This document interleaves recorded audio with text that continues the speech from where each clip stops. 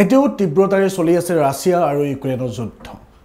Russia আৰু ইউক্ৰেইনৰ এই যুদ্ধৰ মাজতে নিজৰ মহানুভৱতা প্ৰদৰ্শন কৰিছে এগৰাকী ৰাছিয়ান সাংবাদিকে।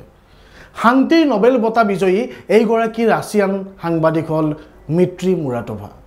সাংবাদিক মিত্ৰী মুৰাটোভাই তেখেতে লাভ কৰা নোবেল বঁটাৰ মেডেলটো নিলাম কৰিছে আৰু নিলাম কৰি পোৱা ধনেৰে ইউক্ৰেইনত থকা শিশুসকলক সহায়ৰ হাত আগবঢ়াইছে।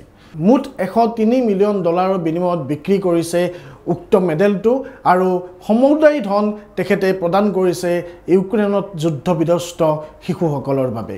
আৰু মিত্ৰী মুৰাটোভাৰ উক্ত কাৰ্যৰ বাবে দেশে বিদেশে এতিয়া প্ৰশংসিত হৈছে সাংবাদিকগৰাকী। নমস্কাৰ, মই প্ৰাঞ্জিত দাস। আপোনালোকে চাই আছে প্ৰাগ নিউজ ডিজিটেলৰ বিশেষ অনুষ্ঠান প্ৰাগ ফোকাছ।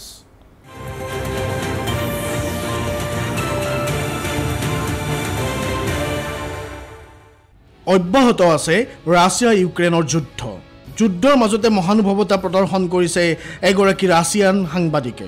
নিলাম কৰিলে নিজৰ নোবেল বঁটা, সমুদায় ধন দান কৰিলে ইউক্ৰেইনৰ শিশুৰ বাবে। এইগৰাকী ৰাছিয়ান সাংবাদিকে লাভ কৰিছিল শান্তিৰ নোবেল বঁটা। বিভিন্ন ক্ষেত্ৰত কাম কৰাৰ বাবে তেওঁক প্ৰদান কৰা হৈছিল শান্তিৰ নোবেল বঁটা। তেওঁ যে শান্তিৰ নোবেল বঁটাৰ বাবে যোগ্য আছিল সেই কথা পুনৰবাৰ প্ৰমাণ কৰিলে ৰাছিয়ান সাংবাদিক মিত্ৰী মুৰাটোভাই।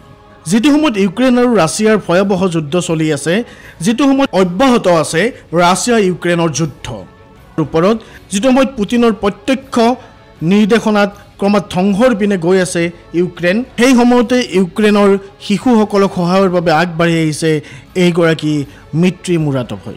নিজৰ নোবেল বঁটা বিক্ৰী কৰি পোৱা সমুদায় ধন দান কৰিলে ইউক্ৰেইনৰ শিশুসকলৰ বাবে। ইয়াৰ পূৰ্বেও মুৰাটোভাই ইউক্ৰেইনৰ যুদ্ধ বিধ্বস্ত শিশুসকলক সহায়ৰ বাবে বিভিন্ন কাম কৰি আহিছিল।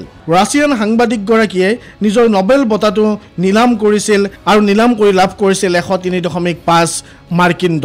এই বৃহৎ পৰিমাণৰ ধন সাংবাদিকগৰাকীয়ে দান কৰে ইউনিচেফক। ইউনিচেফৰ জৰিয়তে এই ধন ইউক্ৰেইনৰ শিশুসকলক প্ৰদান কৰিবলৈ তেখেতে অনুৰোধ জনায়।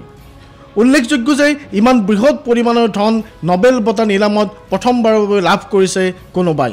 নিউয়ৰ্কত এই নিলাম অনুষ্ঠান সম্পাদিত হৈ যায় আৰু এই বৃহৎ পৰিমাণৰ ধনেৰে তেওঁৰ নোবেল বঁটাটো ক্ৰয় কৰে এগৰাকী অজ্ঞাত ব্যক্তিয়ে। সেই ব্যক্তিগৰাকী কোন এতিয়ালৈকে জানিব পৰা হোৱা নাই। কিন্তু এটা কথা ঠিক, মিত্ৰী মুৰাটোভাই এটা কথা প্ৰমাণ কৰি দিলে, তেওঁ যে নোবেল বঁটাৰ বাবে প্ৰকৃত যোগ্য আৰু নোবেল বঁটা বিক্ৰী কৰি ইউক্ৰেইনৰ শিশুসকলক সহায় কৰিবলৈ যোৱাটোৱে তেওঁ যে শান্তিৰ প্ৰতিভূ সেই কথাকে প্ৰমাণ কৰিছে। নিজৰ কৰ্মৰ জৰিয়তে এটা কথা প্ৰমাণ কৰি দিলে মিত্ৰী মুৰাটোভাই, তেওঁ যে প্ৰকৃততে শান্তিৰ নোবেল বঁটা পোৱাৰ বাবে যোগ্য। মিত্ৰীয়ে যেতিয়া শান্তিৰ নোবেল বঁটা লাভ কৰিছিল তেতিয়া বহুতে প্ৰশ্ন উত্থাপন কৰিছিল, তেওঁক শান্তিৰ নোবেল বঁটা দিব নালাগে বুলিও বহুতে মত প্ৰকাশ কৰিছিল। কিন্তু তেখেতে কৰ্মৰ জৰিয়তে দেখাই দিলে তেখেত যেন শান্তিৰ নোবেল বঁটা পোৱাৰ বাবে প্ৰকৃত যোগ্য। শিশু সদায় শিশুৱে হয়, যুদ্ধ বিধ্বস্ত কোনো শত্ৰু দেশৰ হ'লেও শিশু সদায় শিশু, আৰু শিশুক সহায় কৰাটো সদায়ে ভগৱানৰ এক কৃপা বুলি ক'ব পাৰি। ধন্যবাদ। চাই থাকিব প্ৰাগ নিউজ ডিজিটেল।